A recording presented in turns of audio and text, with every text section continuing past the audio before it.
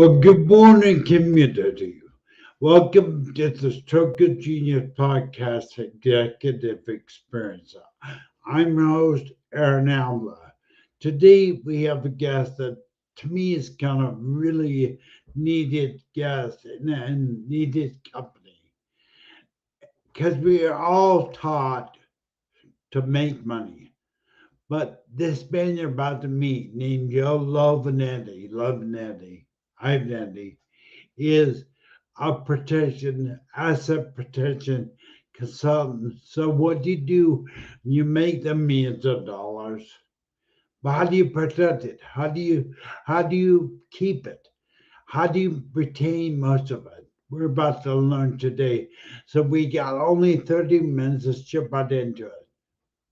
Let me bring him on board.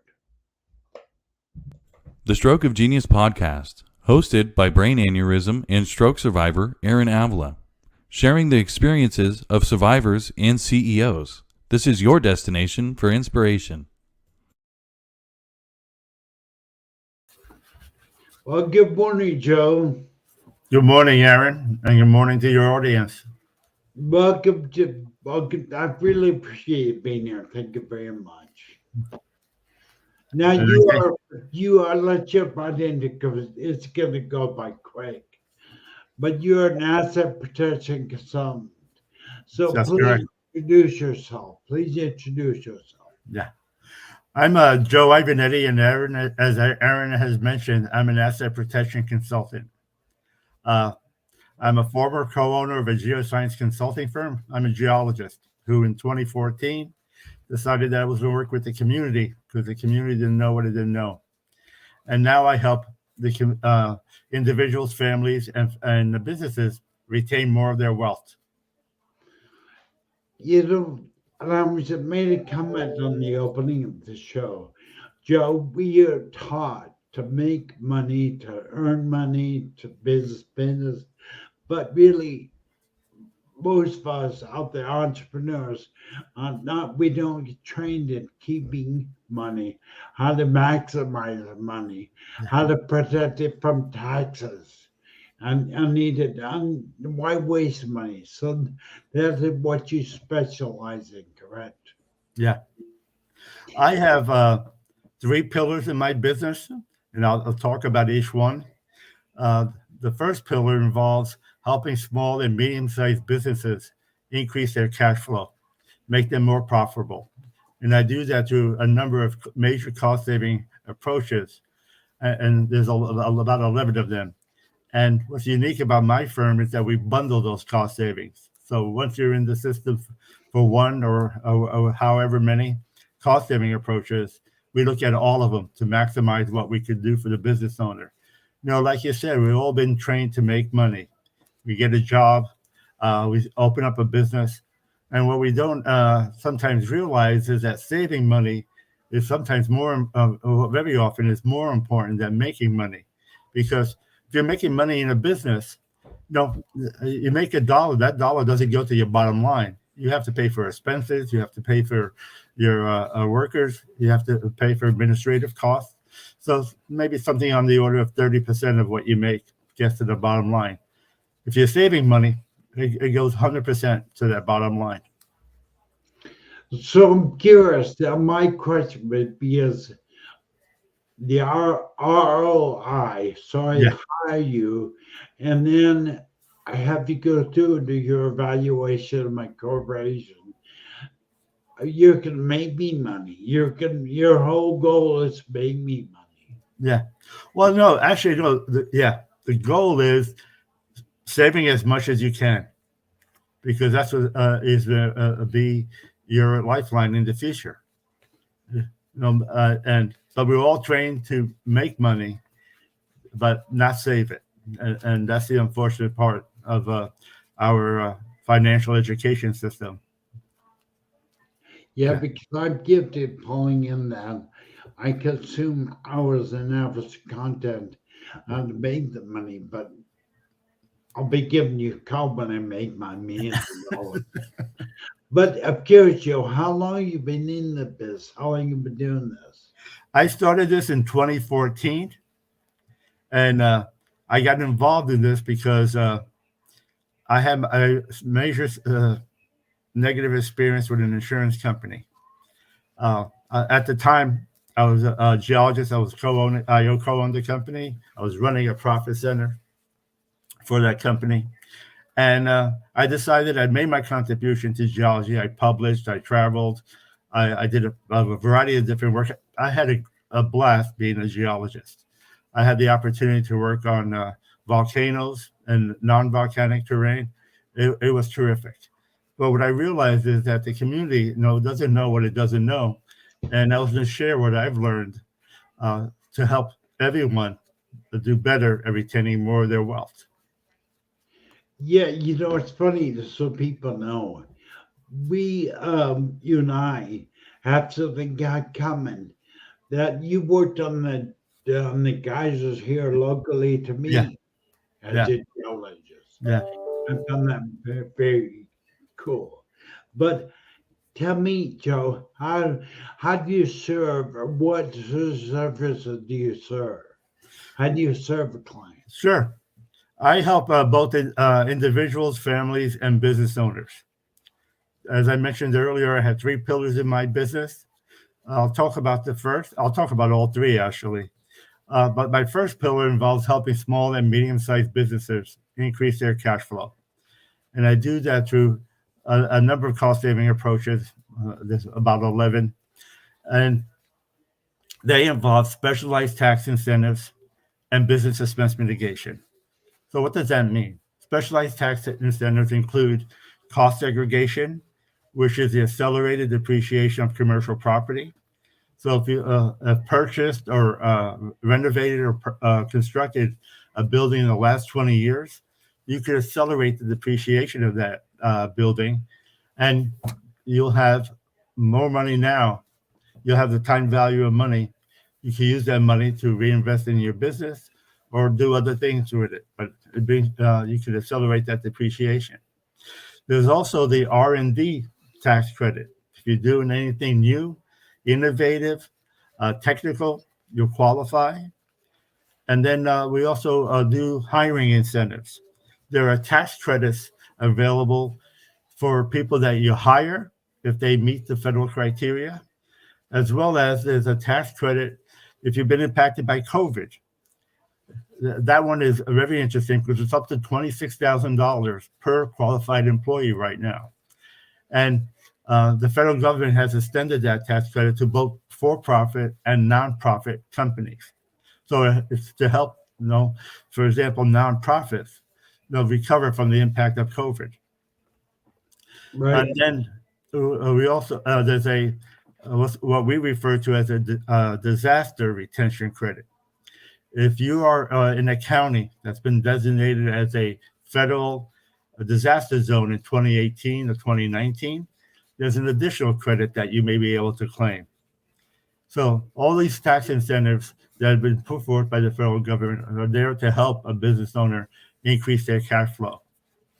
In addition to that, we also do audits of select business vendors. We'll audit your credit card merchant, your work comp insurance carrier, your property tax records for commercial buildings. We'll also audit the waste and recycling vendor, as well as the shipping merchant. And the reason why we do these audits, there's always errors and overcharges in these systems. We find them, and we try to bring back cash to the business owner. The second pillar that I have in my business involves the access that I have to private equity. We're able to offer a multiple line of credit that ranges from 1-to-1 to 4-to-1 for any type of commercial project except cannabis. We don't do cannabis. Our current interest rate is 3.5% for those projects that we fund. And we fund both domestically and internationally. And the line of credit is a function of the deposit that you make, the quality of the project, and the risk of the project. Now, this line of credit requires a deposit, and that's because the private equity firm can leverage that deposit in its own business. The private equity firm has banking relationships with major banking institutions across the world, and they leverage the money just like you do when you put your money in, for example, B of A. B of A have leveraged that money about 10 times. Our private equity firm is able to leverage it 8 to 12 times, and they share that ability by giving you a reduced interest rate. The third pillar that I have in my business is that I'm able to defer capital gains tax at the time of the sale for highly appreciated assets. We could defer any tax on any asset except stocks sold through the exchange. So those are three pillars that work towards maximizing what individuals, families, and business owners can use to retain more of their wealth. And I'll be glad to talk about details in any of them. Yeah, I do, but I really want to connect you with a lot of people I know Yeah. in C-suite, because again, we're taught to make money, but not to save money. Yeah. And as you said earlier, that really is a weakness within the community. So I'm glad you're out there. But how do people? Where do we start? Sure. There's a client out there. Where do we start with you? Yeah. Anyone could contact me. The consultation on all this is free. On the business owner cost savings, there's no cost, except there's a minor nominal subscription fee if we're doing the hiring incentives. And that subscription fee is tied to the number of employees that you hire every year.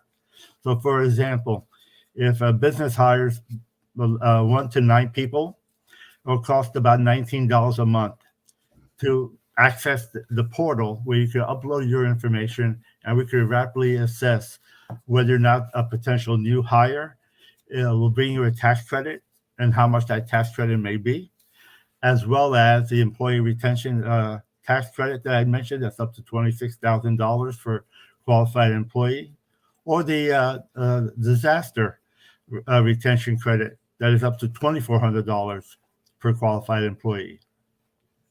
So we're not talking about an insignificant sum of money. It's pretty significant. All right. So I'm curious now, Joe. You've been doing this for a while. When you go into a company, normally, how much is there an average that you could save them? Yeah. How do you do it? Every situation is unique, but typically, the clients that I've been able to save them between tens of thousands to hundreds of thousands of dollars. And that's across all the major cost-saving approaches that we do. Companies that can maximize the cost savings that we could bring, because they hit almost every element of the cost savings we have, are manufacturing firms, hotels, restaurants, and automobile dealerships. For example, the single biggest client that I had is a manufacturing firm that was able to, their potential cost saving benefit was $2.57 million. And that's because they hit virtually every cost saving that we had, rather. And they were able to take advantage of both the hiring incentives, the employee retention tax credit, as well as the disaster tax credit. They own their own building. They did something technical, so they qualified for the R&D tax credit. They took credit cards. They did the credit card audit. They own their own building, so we were able to do property tax audit, and so on and so forth. So those 4 types of companies: manufacturers, restaurants, automobile dealerships, and hotels, do very well. They're on the high end of the scale. But I was able to help a company of one. They had a unique mail ordering business and happened to own their own building. I was able to bring them $150,000 one year. That goes straight to the bottom line. And a business owner knows how much they have to work, how much they have to sell, how much they have to make to have $150,000 hit their bottom line. Yeah, that even for a small company that's so small chunk of Sure. And my sweet spot is 5 to 750 employees. But as I said, I was even able to help a company of one. So my goal is to help the community. So I'll talk to anyone. And my contact, my email is at the bottom of being streamed at the bottom of this podcast. Feel free to contact me. Let's have a conversation. If it works for you, outstanding. And if it doesn't, no, maybe we'll get to know each other and we could be friends. I think the consult. I'm going to encourage everybody out there. Give Joe an email and contact him. It's not going to cost you anything. It's free. You can contact Joe via email. You guys can talk over the phone, whatever, Skype or Zoom, whatever. But it doesn't hurt to contact them and see what they can save you. Now, you don't do the evaluation for free in the beginning as part of your service, correct? Yeah. In my business, I don't charge anything up front. On the business owner cost savings, um, you only charge, you only invoice when the cost savings are realized. On the private equity, there's a free consultation to talk about whether or not it makes any sense for and would it work for your particular business or your commercial project that you'd like to do. And we don't charge for that. We get paid when you receive the line of credit. And on the deferring the capital gains tax, again, that we get paid on the back end when the taxes are deferred. So there's virtually either nominal upfront cost, like in the hiring incentives for the business owner cost savings, or there's no cost whatsoever. Now, every situation may be different, so we'll evaluate that as we go through the process and see exactly what we can do for you. It's a win-win situation. Yeah. I mean, really, people, if you're out there listening to this podcast, they're in your corporation and there's a reason not to call you, honestly. Yeah. Go ahead. Yeah. Well, as I mentioned, when I co-owned the geoscience consulting firm, some of our contracts were fixed price contracts. And a fixed price contract is where, a private company or a government agency gives you a contract to do a certain type of work, given a certain schedule and a budget. And typically, you form a team to do that type of work. So you have your own company and other people that have other companies that have to participate to get the work done.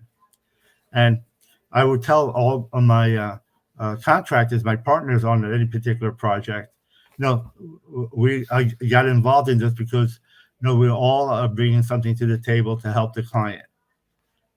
I just need you to be responsible for your own work. So, we're here to get paid, and I like paid for performance contracts.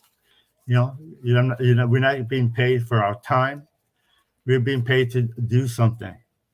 And so, we have a responsibility to provide that to the client, and we have a responsibility to each other to make sure that we're doing our part so that no one else is negatively affected in the whole project.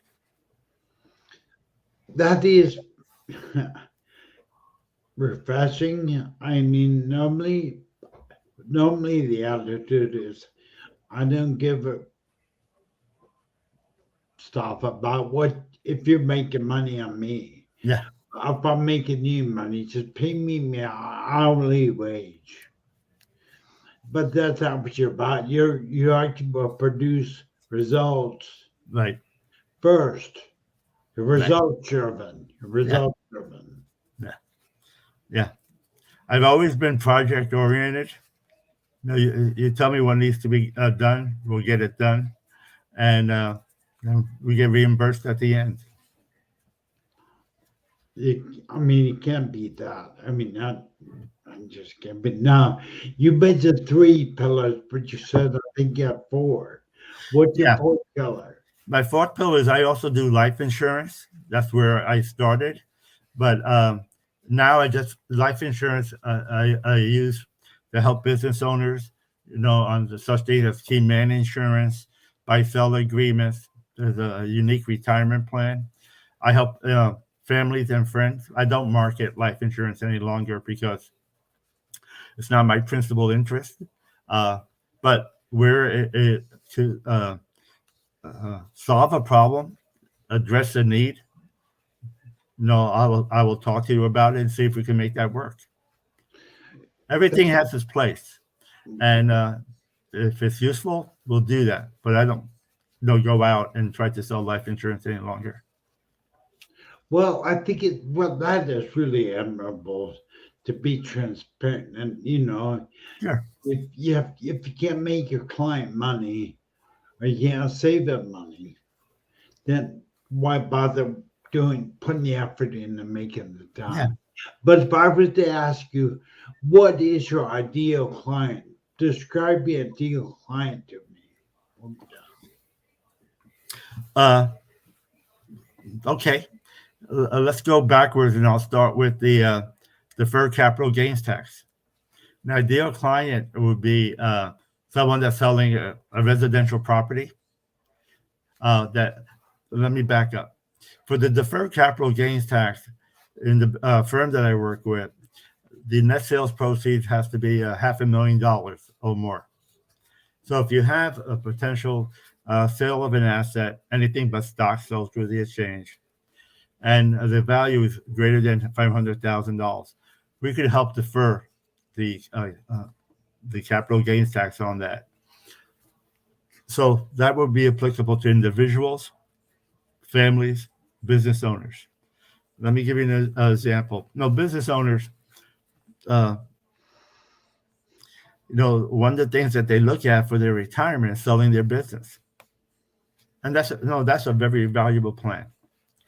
But what they don't consider is what's going to be the impact of taxes when I sell my business.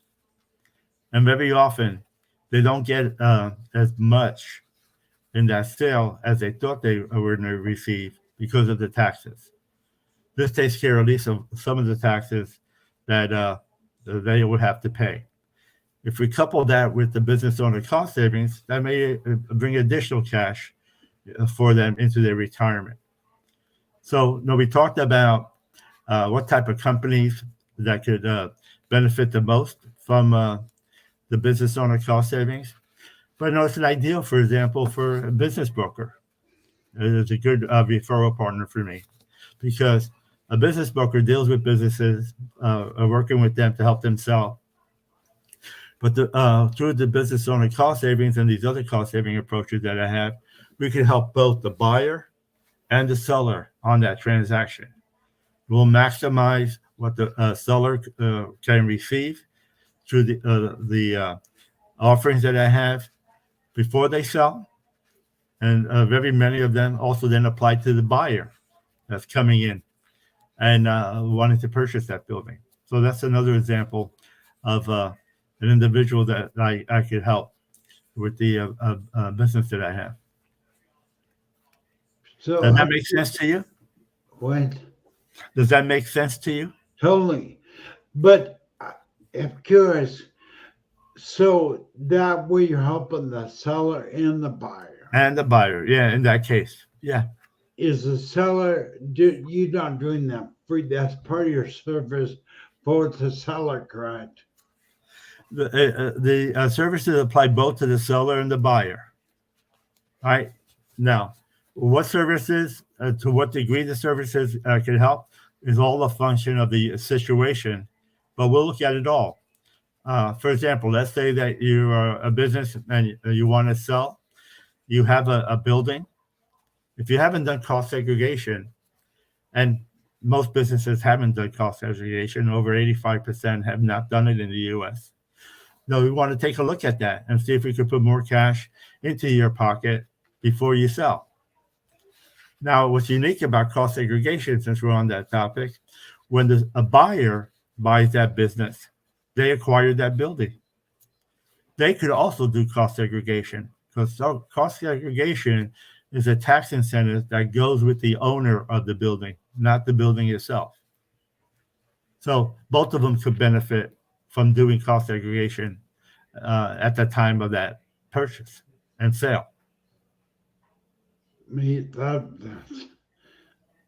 mean, it's a no-brainer.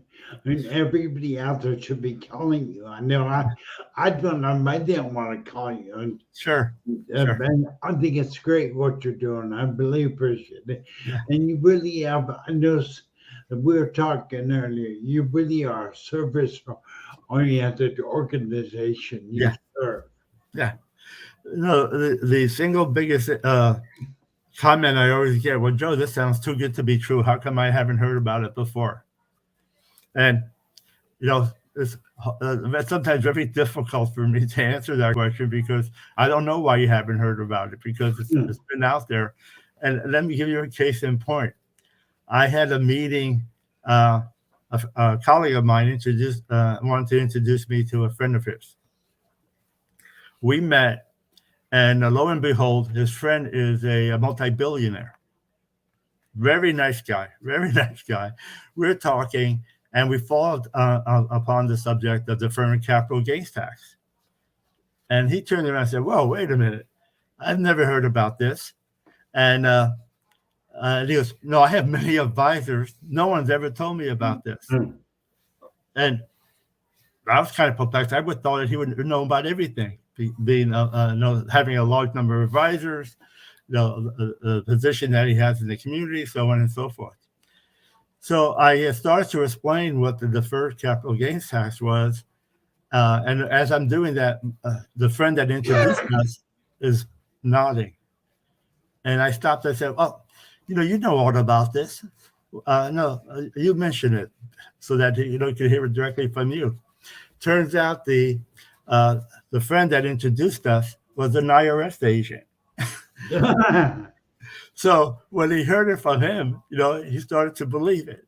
And so things are out there that people don't know. And that's why I started this, because people don't know what they don't know. And my most difficult task is informing everyone that these things are real. And I send them to different sites where they can research it themselves. But the biggest issue is it's too good to be true. Well, you don't put any money up front, so what do you have to lose? It's not true. I mean, that right there is too good to be true. Yeah. For that many people, and that speaks of your confidence of what you do. Yeah. Really, I mean, that does. We're getting down the last few minutes of the show. Joe, tell me always your phone number. How do people get in touch with you on social media? Sure. I'm on LinkedIn, and you have the spelling of my name that's streaming across the bottom of the page. Just take note that the first letter in my last name is an I, not an L. So very common, people think that my last name is Lovenetti. It's Iovenitti. But if you put in Iovenitti in the search bar on LinkedIn, I come up. You can contact me there. You can send me an email to JOEIOV, the digit 1 at outlook.com. And you can also give me a call. The number is also on my linking contact information. Reach out. Let's talk, and let's see if I can help. You really can't beat it. I'm telling you, people. Joe, you and I met. We've known each other for a few months. Yeah. But you know what? I'm really glad I got a chance to talk to you. I want to thank you for being here. Thank you for being on the show, on the podcast. And I just can't thank it enough. I want to encourage everybody out there that's listening. Like Joe says, it's too good to be true. You can't hurt to get a call. Save them money. So thank you, Joe, for being here. Aaron, thank you very much for wanting to have me on your podcast and hosting this show today. You're welcome. And I'm proud to be your friend. All right. Thank you, Joe. You're Talk to you welcome. later. Thank you. Set me on fire.